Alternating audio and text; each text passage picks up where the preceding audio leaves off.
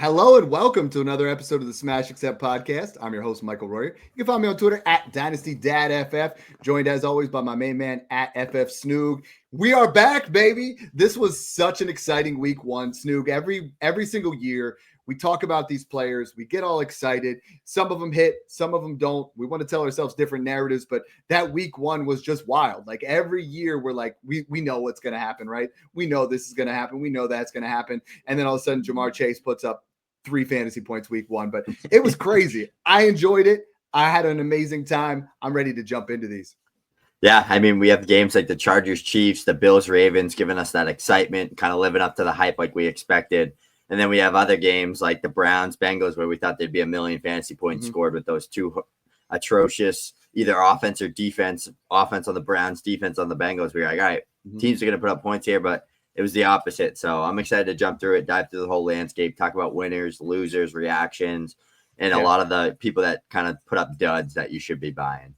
Hey, we got to thank you guys. We're up over 5,000 subs. Make sure you guys hit that subscribe button down below. Help us out. We're bringing you the best in dynasty and redraft process. And Snoog, that's what's different between us and everybody else is, we're going to bring you a lot of content. But what we really do, especially on the dynasty front, and when we talk about what we're really transferring into redraft, is our process, the way we do things, the way we handle our teams, our team construction. That's really what separates, the men from the boys. We do process over results, and the process that we've been hitting on recently, and I got my Eagles jersey on, I'm ready to go, is avoiding the Saquon Barkley touch myth. I mean, Saquon looked fantastic, 60 yards rushing, 4 receptions. He is going to pace out. A lot of people really saying avoid Saquon Barkley. This Eagles offense did what it needed to do. Jalen Hurts put up solid points. And I think Saquon Barkley is going to be a staple. If you're in that spot in Dynasty where you're all in, you're going to ride Saquon Barkley until the wheels fall off, which I don't think will happen this year or next year. I think we're in to see some prime CMC type numbers from Saquon Barkley. And I think a lot of people really overblew the age. They overblew the usage. If you're not all in, though, you do need to start thinking about selling. You need to start trying to get yourself that 27 first plus a Chuba Hubbard, get yourself a 27 first plus a Chase Brown, plus a Quinshon Judkins, something like that. But I was really happy with what I saw in that week one matchup. Yeah, Saquon didn't lose any juice. Who would have thought? I mean, he's an elite talent, one of the best running backs I've ever watched with my own eyes. In an elite offense that's going to get into the red zone tons of times, every single time they step on the football field. And he's going to get all the receiving work out of that backfield at the running back position, Dad. He's a workhorse guy, like you said. If he's healthy for 17 games, he's RB1 overall yet again. The thing that is interesting with this game, keeping things on track with this Eagles offense, Dad, A.J. Brown, Devontae Smith, the main one, A.J. Brown, just putting up an absolute dud. Was it the hamstring injury that was lingering? He was kind of out there just running decoy routes. Is he a buy in Dynasty? What are you buying for? And what do you think his outlook is for redraft? First off, every time they play the Cowboys, Dallas Goedert goes off. He's a must start. He had a very good game. He does. I mean, you look historically, he's put up 15 plus fantasy points in now 3 straight games against them. And Devonta Smith now has dropped 3 straight duds against the Cowboys under 8 points in fantasy 3 times in a row. A.J. Brown is the interesting one, because you look at what he's able to do. This was the first time since his rookie year where he has had 0 yards of separation throughout the entire game. Like when you track it all down, he was not separating. Now, they ran a lot of different zones. They ran zone at 81% of the time. They were really trying to key in on taking away A.J. Brown. I have seen multiple guys in the Patreon. And by the way, there it is, patreon.com/smashaccept, get you into our Discord. But I have seen multiple guys getting him for a random 26 first. And I know he's 28 years old, but damn, A.J. Brown is a top 5 to 10 wide receiver week in and week out. And now he's had weeks in the past where he's had some duds. But every time he has a dud, he comes out and he puts up 3 to 4. You remember that historic pace in, I think, 2023 where he had that one game where he didn't get a target. And then he came out in 8 straight games, put up 100 and a touchdown. Yep. A.J. Brown is a screaming buy. I'm all in. On the other side of the ball, Snoog, I really liked what I saw from Dak Prescott. I know the yards weren't there, but he looked crisp. We were 4 CeeDee Lamb drops, a couple of Javonte Williams vultured touchdowns, a couple pass interference on George Pickens deep from seeing Dak and Pickens really explode week one. Yeah, exactly. And I love that you brought up the CeeDee thing because he dropped 4 big passes that would have put Dak at over 300 plus yards and probably 2 or 3 touchdowns. Same with Pickens. He had the PI call. was like a 50, 60-yard play, had another one in the back of the end zone that it was just over his head, but he was there. He would have made the catch. It would have been a touchdown. So it's cool to see this offense kind of get to see it all put together week one. It's going to take them a few weeks to get in stride, but once it hits stride, Dad, one, CeeDee Lamb looks like he could be the wide receiver 1 overall this year with the opportunities in this offense. 2, the Cowboys are probably going to be the Bengals from last year in terms of just the points and the passing yards and the bad defensive play and everything like that. And George Pickens, Dad, I think he's going to have some of those weeks where he scores 2, maybe 3 touchdowns or scores 120 yards and a touchdown and has those big weeks. So to me, I think everybody, Devontae Smith, George Pickens, AJ Brown, Dak Prescott, those 4 guys, I think I'm buying them everywhere in Dynasty from this game. It was just a weird game. The Cowboys didn't even score a point in the second half.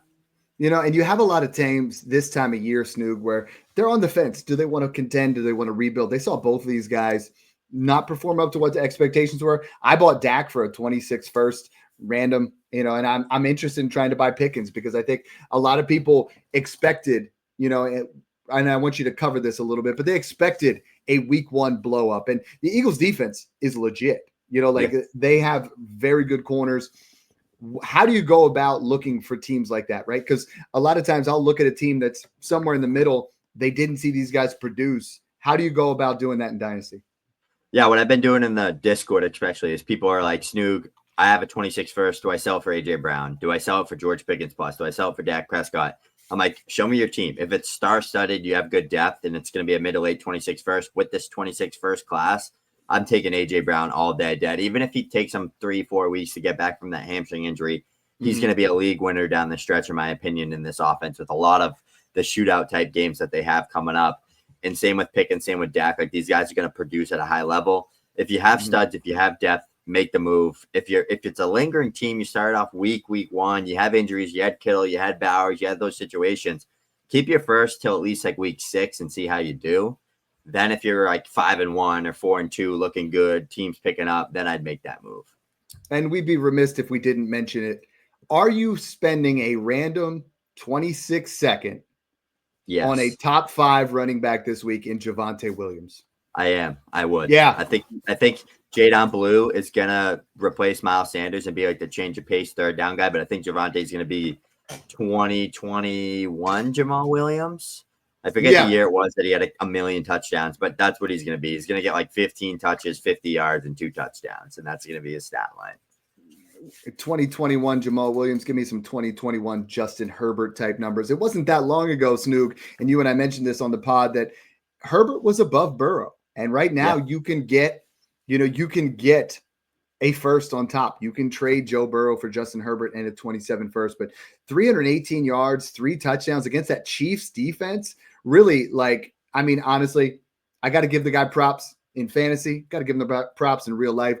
Dayton Madison Beers. That's good for anybody's fantasy stock. But my man is through the roof. He made everyone. Having Quentin Johnston on the outside, having Lab McConkey and Keenan Allen in the middle, and even Amarion Hampton, who I was, impressed with the usage.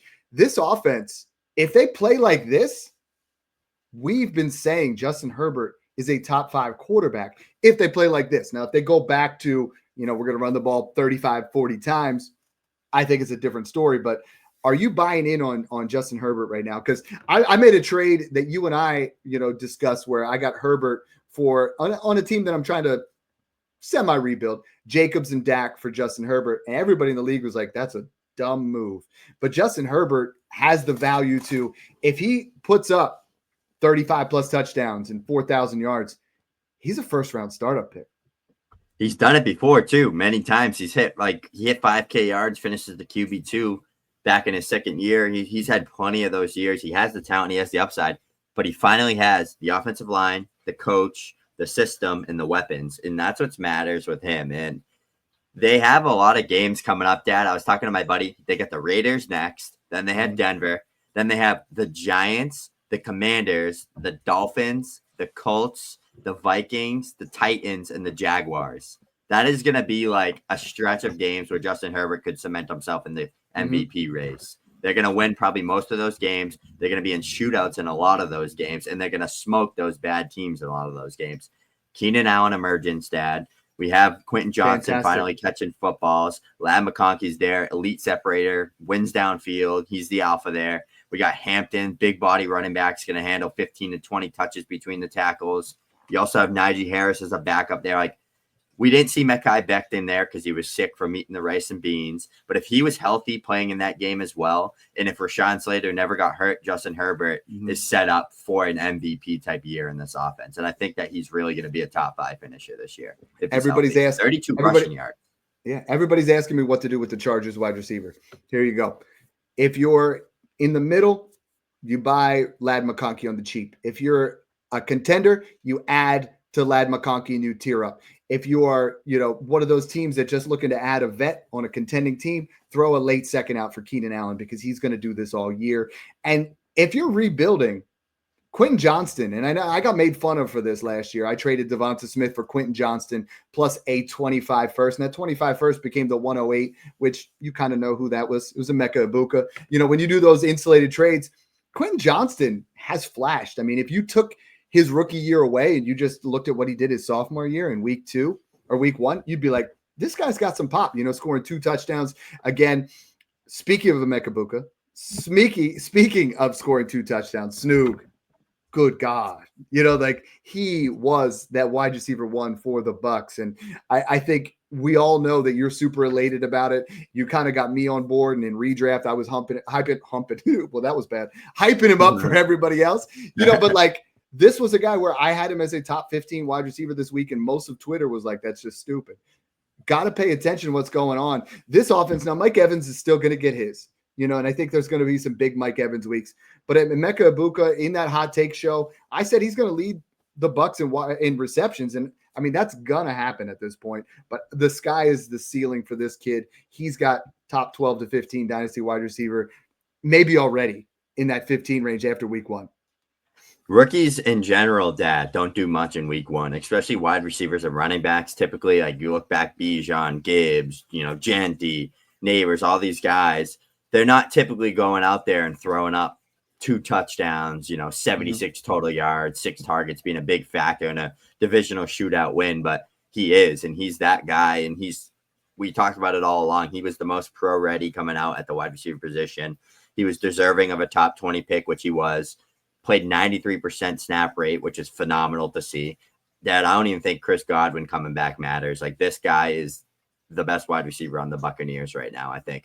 Evans is obviously a Hall of Famer. He's probably obviously going to have a better career than Egbuka, but at this point in time, with the way Mike Evans draws all the attention, winning downfield as that alpha, Egbuka is going to be cooking number 2 DBs out there. He's probably going to lead that team in fantasy points from a receiving perspective, and he's already a top 15 dynasty wide receiver. Baker's last 4 games against the Bucs now has 11 touchdowns. We need to stop just worrying about Baker Mayfield not being a top. I saw a lot of people say he's due for some serious regression, and Liam Cohen this and that. Baker Mayfield's a dog. He is a dynasty quarterback that you got to be buying in on. The next guy, Drake London, 15 targets. Look like, and Michael Penix Jr. put up some nice fantasy points. I mean, it was ugly at times, and we know that's going to happen. I think I'm buying in slowly on him as a guy, again, to insulate off some of these guys that are up towards the top, like a CJ Stroud for London in a 27 first type thing. But Drake London, unfortunately, the AC sprain, and we're going to talk about the injuries later. Looks like he's out 1 to 2 weeks. The volume was there, though. Bijan, London, Penix, Pitts, firing on all cylinders. I think this offense is going to be really exciting. I think they're going to put up a lot of points with Michael Penix behind there. My question for you is, and this is what I'm starting to do already, right? I see Drake London potentially out 1 to 2 weeks. And let's actually, I'm going to scroll down here. I'm going to go a little bit off the sheet because I want to talk about these injuries, but we talk about Brock Bowers, potentially an MCL sprain, maybe out 2 to 3 weeks. AC joint for Drake London, 1 to 2 weeks. Hamstring for George Kittle, out potentially 3 weeks. Worthy, we're not 100% sure, but it looks like dislocated shoulder. Evan Ingram, potential another injury. How do we go about winning in Dynasty with this, right? Because I instantly went out there and started making some offers, but I want to hear your thought process because these are studs.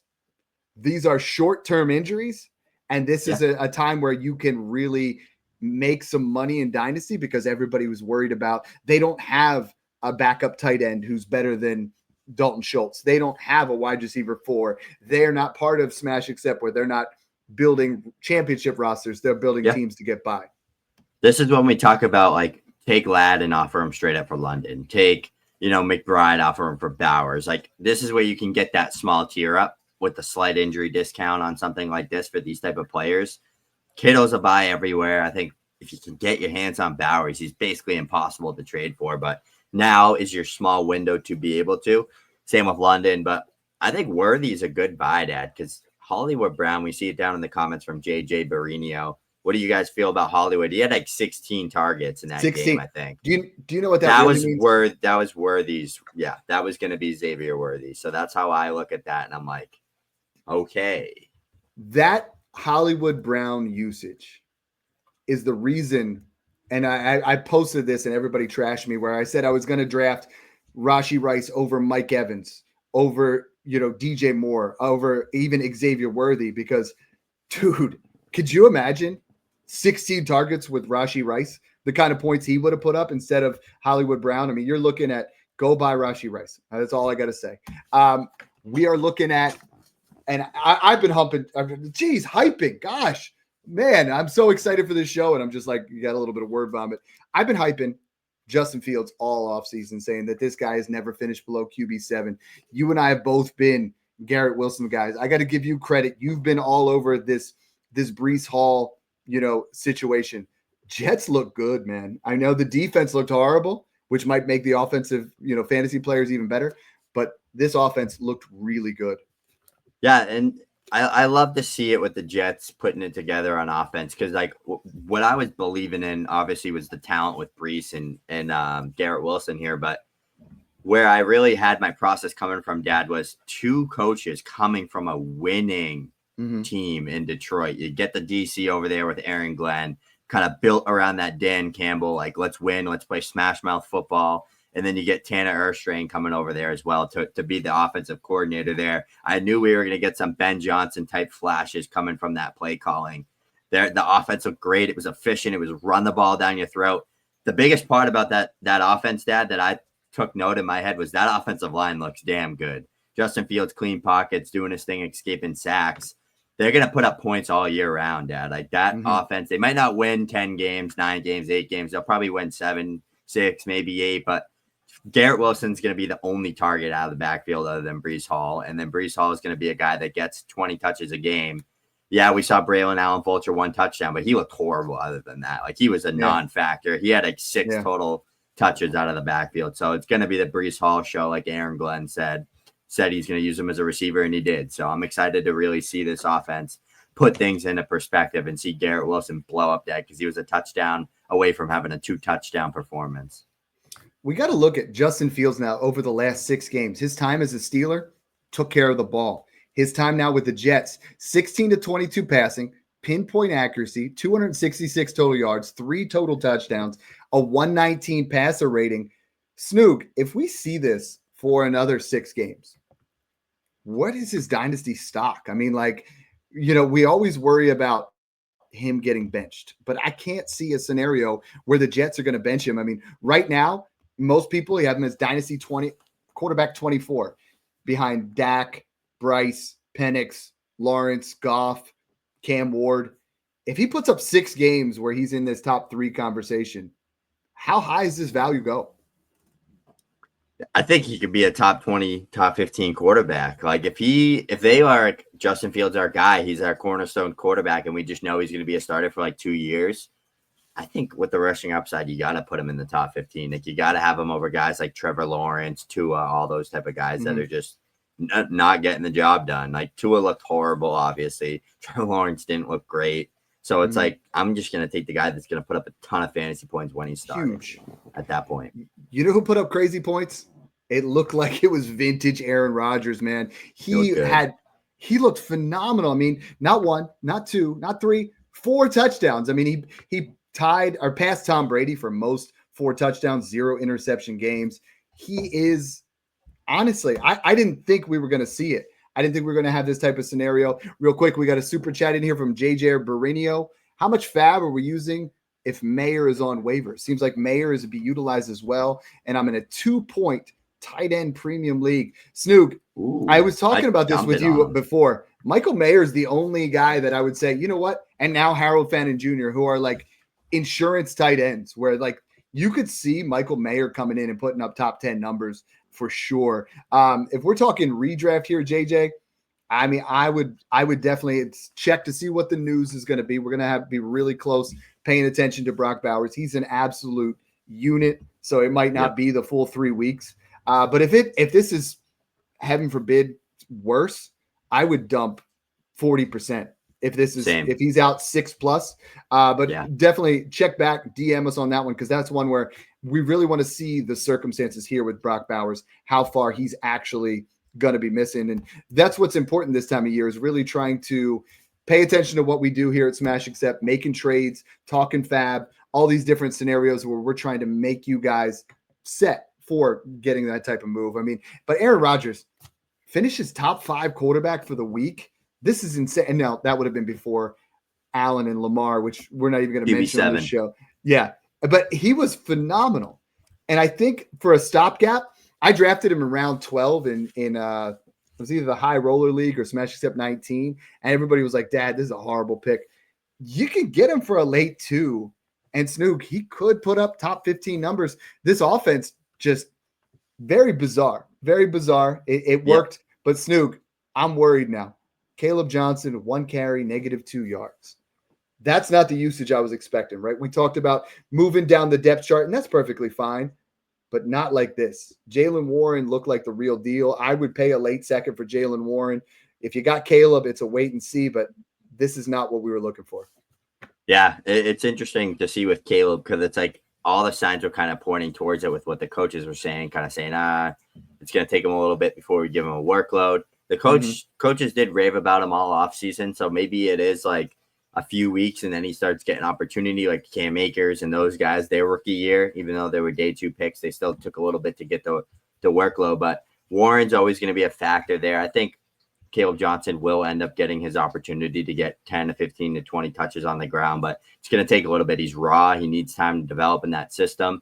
Dad, if Rodgers looks good like this all year, people think he's retiring, one and done this year. I think he stays another year if he looks this good and they're a playoff team. And it's like, why would he retire like that when, like, I don't know. I feel like there's a chance he stays. And in Dynasty, he's the perfect QB3 to have in Superflex. Mm-hmm. And you talk about from one running back who's struggling to, is Bill Croskey-Merritt the man in Washington right now? I mean, I think Eckler's still going to get his, but you look at this, 10 carries for 82 yards, a really nice looking touchdown, 47% of snaps, 50% of the running back carries. We were saying process over results, but in this offense, I want as many pieces. I want Debo. I want Bill. I want Terry. I want Eckler cheap. Anything tied to Jaden Daniels. This was a little bit of a rusty game for Daniels, but Croskey-Merritt looked legit.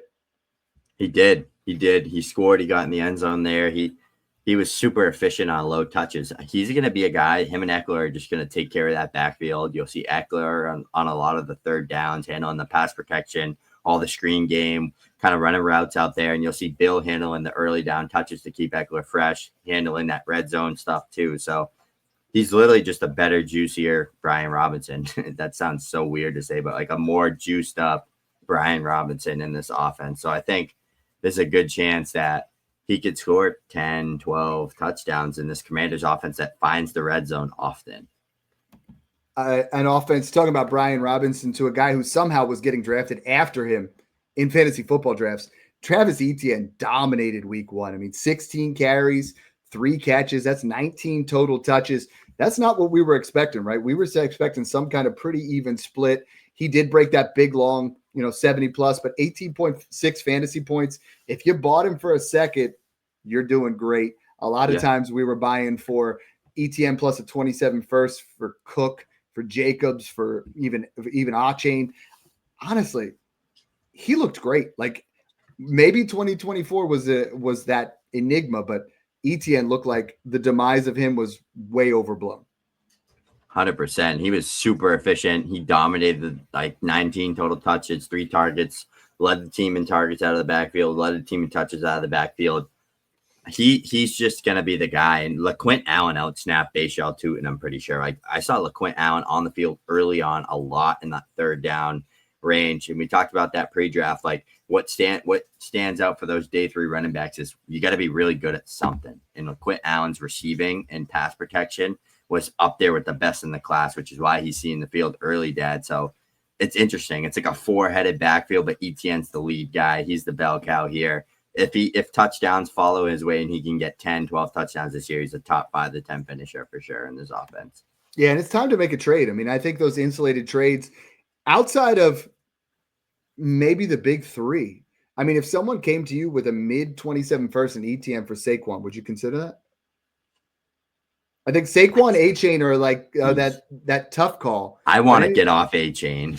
That offense is disgusting. That team's so bad. I think that's a 1-game thing. I have no problem trading him, but you know what I'm excited about from this game is I know that the fantasy points were not there. But when you talk about actual usage, Egbuka had a phenomenal week 1. Ted had more usage, right? And if Bryce Young can put it together, if he can return to what he was at the late end of 2024, 88% route run, 27% target share, 41% air yards, and a 1.94 yards per route run, that's elite. Like that's what you're looking for, making some circus catches. And Travis Hunter used very heavily, 4 early catches in that game. I think that's a very bizarre game with the thunderstorm, everybody's all pumped up, they're getting into it, and all of a sudden halfway through the first quarter, they're like, all right, we gotta pick 45-minute delay. And that's bad. So I mean, I'm ruling that out for BTJ. I'm kind of giving everyone a mulligan in this game. But what I saw from Tet, I really liked. What I saw from BTJ, like 1 catch, plus luckily he ran in that touchdown. But I'm a little bit worried potentially for that Jaguars offense looking a lot more run heavy. But again, maybe it's the weather, maybe it's those things. I'm kind of throwing that one out. I'm giving it a mulligan. If you got to do stock watch between the 3 dynasty wide receivers from this class right now, Tet, Egbuka, and Hunter, rank them right now if you were drafting today. Today, I have to have Emeka Egbuka 1. I think he has the best situation out of the 3 of them, and I think he is just going to score the most fantasy points. I would honestly probably just go Emeka, Hunter, Tet as like a 1A, 1B, 1C. Like it's literally whoever I can get a plus on top is who I'd take out of the 3 of them. I think they're all going to be top 15 wide receivers. What's awesome is, and during the process, you and I were even, telling people to do this, you could have traded Tet or Hunter for Emeka and a first, and I think you would have done all right. I'm kind of beating myself up because in Smash Accept 13, I had him on the clock and traded him for Ridley and what looked like a mid to early 27 first. But process over results, we do those kind of things. Now I think you could probably sell Emeka for one of the other 2 plus, and I'm not saying to do that, but when you talk about wide receivers, all 3 of these guys look ready to break out. So did 2 of the Sunday night football wide receivers. Zay Flowers and Keon Coleman both looked really good. I mean, Keon Coleman had 11 targets. I believe Zay had 10. Both of them had touchdowns. Snoog, are we buying in on these 2 guys, potentially, finally breaking out? And with the Coleman side, Dalton Kincaid had a good game too. So it's like, did we jump too soon? Did we say, hey, maybe this Bills offense, doesn't have anybody? Did we get too excited? I saw some people say, oh, Elijah Moore is better than Keon Coleman. Josh Palmer is going to be better than Keon Coleman. He had a good game. And Zay Flowers, we knew was the talent's there. He just needs to have the targets. Yeah, I would definitely be buying into Flowers everywhere. I mean, he's coming off 1,000 yards and 80 receptions. He's looking like he's going to be that go-to guy, Dad. I think in this offense with how many points they can score with his target opportunity, he could be a 1,200-yard receiver. And then Coleman as well. He was a guy you could get for like a late second. Now he's coming in. Looks like an alpha in this Bills offense. I think he's going to be a guy that, like, I think he can still get to, like, remember Kenny Golladay with the Lions and, like, those type of guys that have, like, 1,000 yards and 10. I think he can quite get there with Allen elevating him and just him being, like, a guy that can score a bunch of touchdowns. So, yeah, I mean, I don't love the talent in Coleman, but I think the opportunity is there for him to shine. And this was the week where, I say it almost every trade show, right? You never trade Josh Allen. You just don't do it. Josh Allen and Lamar Jackson can take you from depths where I was down 70 in one of my leagues and had both of them and I won handedly. Like those guys just balled out. You don't want to, give up on guys like that. You know who you don't want to give up on is Christian McCaffrey. So guys were really starting to worry about that calf. And I want to cover this one a little bit more in depth. But Snoog, 31 touches, most in the NFL. 22 rushing attempts, most in the NFL. 10 targets, most. 28.6 target share. You guys already know I'm going to say most. Third down snap percentage, 100%. Kittle not being on the field, Christian McCaffrey is going to just dominate touches. This is very similar to the Saquon Barkley talk, but even more so is if you're contending, ride him till the wheels fall off because he's going to win you championships. If you're middle ground, you just got a window to sell Christian McCaffrey. You could easily sell Christian McCaffrey for James Conner in a first right now. If you feel like you're still contending, if you're rebuilding, you could easily sell Christian McCaffrey for a 27 first plus a young upside running back, like a Scatabo or someone better than that. This is where the metal meets the road. You have the opportunity here for Christian McCaffrey, however you want. If someone was rebuilding and they were holding, go get him. There should be 1,000 Christian McCaffrey trades that we talk about on this week's show. Yeah, he's going to be a workhorse guy, 30 plus touches. I mean, the receptions were ridiculous. I want to see that, Dad. I want to see 15 carries, maybe even like 14 to 16 carries on the ground, 6 to 8 receptions every single week. Let Brian Robinson get involved. Let him be the 2-down grinder. Let him get the beating. Keep Christian McCaffrey completely healthy, fresh, ready to go. Favor that injury. Make sure he stays healthy. Yeah, I love it. Next one here. We already talked about the injuries. That's something that's starting to get us a little bit worried. What bothered me week one, and I posted about this, is like this was ugly. Like the studs. We talk about every year, right? Wide receivers are the ones that are supposed to be like, set it and forget it, right? Like the running backs, we're not sure about the usage. But let me pull up some of these fantasy stats from week one because honestly, people are worried right now. They want to know what to do. They want to, they started out with AJ Brown with 1.8 fantasy points in the Thursday night game, and it got worse. Jamar Chase, 3.6 fantasy points. Nico Collins, 4.0. T. Higgins, 4.8. Calvin Ridley, 4.7. I'm going to give it to him. 4.7 against Patrick Surtain. We kind of knew that was coming. Jameson Williams, 4.6. Terry McLaurin, 3.7. It's like, where did my studs go? I mean, you even throw Amon-Ra St. Brown had 8.6. Like, it was an ugly, ugly week one. I mean, Malik Neighbors had 11. Studs didn't really show up. We didn't see those guys up at the top really pop off. Out of that list, are you worried about Jamar Chase, Nico Collins, Devonta Smith, T. Higgins, Ridley, J-Mo, Terry, or A.J. Brown? Is there any level of worry on any of these guys, or do we just cash in on overreactions? I think we cash in on overreactions. I think most of them end up being good. Obviously, Chase, Nico, T. Higgins, A.J. Brown, Pickens, Terry. Those guys will probably all be fine. J-Mo, Waddle, those guys. Waddle definitely concerns me a little bit. J-Mo concerns me a little bit too because that offense, I think it's going to be Gibbs, Amon-Ra St. Brown, and it's just going to run through those two. And I think it's going to be one of J-Mo or Laporta is going to pop off, and it's just going to keep switching. So I think there's going to be a lot of volatility. But I don't know. I just think you just buy. The process is buy. So buy talent, buy opportunity, buy studs when they have down weeks. Most of the time, it's going to work out. Right now, and I know this wasn't 100% part of the show, but Dylan Sampson, 17.3 fantasy points in week one. Majority of it just off receptions. I mean, 8 catches for 16 yards. Quinshon Judkins clearly coming back. Is this an opportunity to take a Dylan Sampson and add a second and get a Terry McLaurin? Take a Dylan Sampson and add a second and get Quinshon Judkins? Because some people are messaging me and they're like, Dad, see, we told you. Dylan Sampson's the RB1 for the Browns. You're like, no.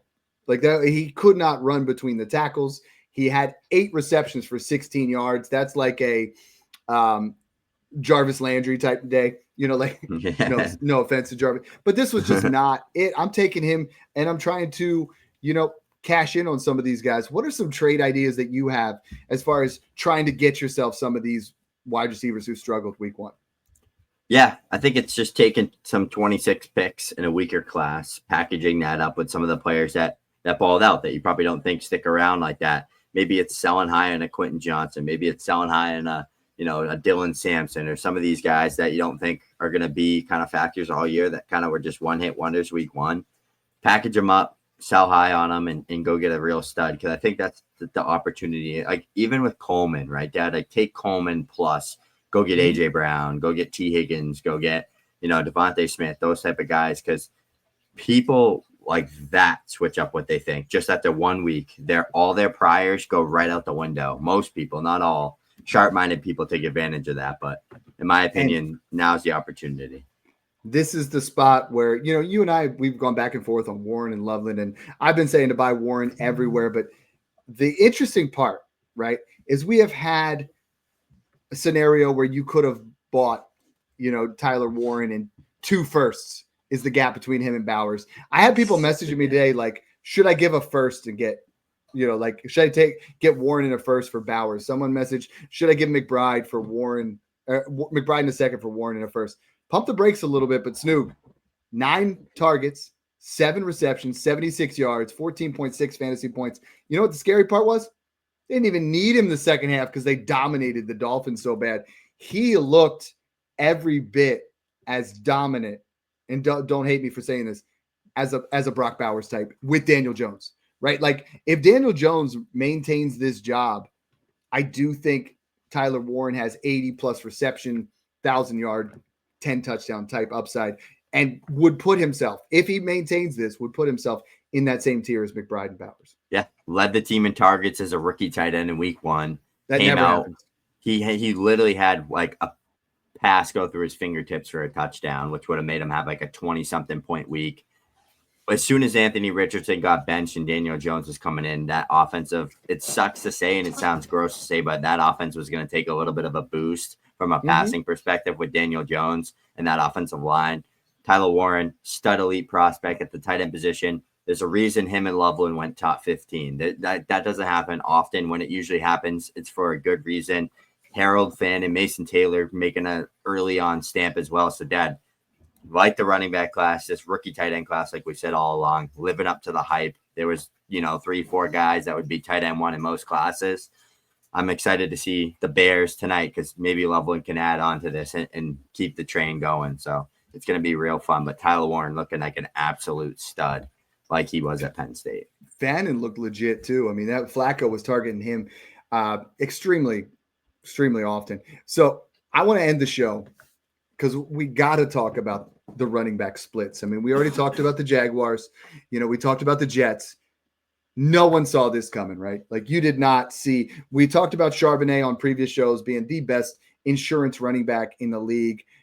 I don't think he's just that anymore. I mean, now we look at, they had a very even split. You look at it, Zach Charbonnet, 58% of snaps to Kenneth Walker's 40%, 12 carries to Kenneth Walker's 10, 47 yards and a touchdown to Walker's 24 yards.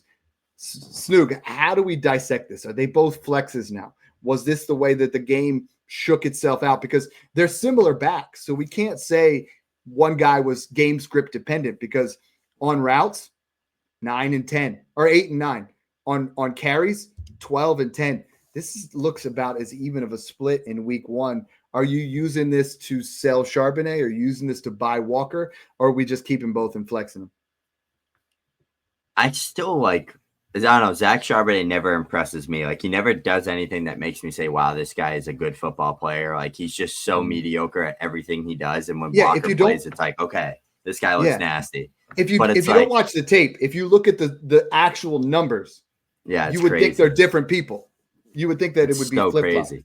I think it's more Walker was injured for a lot of camp, more like ramping him back up like AJ Brown type of situation than it is like he's not as good as Charbonnet, because they raved about Walker like all offseason, the coaching staff, Kubiak, McDonald, he's our guy, he's our workhorse, he's one of the best backs, and like that you don't do that just to play your backup running back. Like I think it's more, let's make sure you're healthy. Once you're healthy, it's time to go, because he was getting opportunities. He just was getting absolutely smoked in the backfield every time he touched the football. So, and Denver, another interesting, I don't want to say alarming type, usage. J.K. Dobbins, 18 touches. R.J. Harvey, 7. And Tyler Batty. I had to say I had to even look at that one twice. Tyler Batty, 6 touches.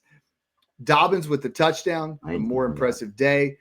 RJ Harvey looked explosive. That 50-yard run, like this is that scenario where you take advantage of the guy who just box score watches. Because you look at that, I'm even going to throw in these other guys. I'm going to throw in Hampton and Genty too. You box score watch these guys and you don't pay attention that Omarion Hampton had 95% usage. Ashton Genty had 19 carries. You know, like you just look at the fantasy points and you say, well, RJ Harvey only had 7 fantasy points. Honestly, if J.K. Dobbins goes down to injury, he could handle this entire workload. I could see when they get down to it, he's going to be getting the ball a lot more. Hampton, Genty, Harvey, I'm buying them all. Tough, literally 3 tough run defenses right there. Like the Titans and Patriots, you can't say much good things about either of those teams, but one thing you can confidently say is they got damn well good run defenses, especially a Mike Vrabel-led defense. That they take pride in that. They built up that run defense this year. So Genty, rain game. Obviously, everyone was keyed in on him once Bowers was hurt.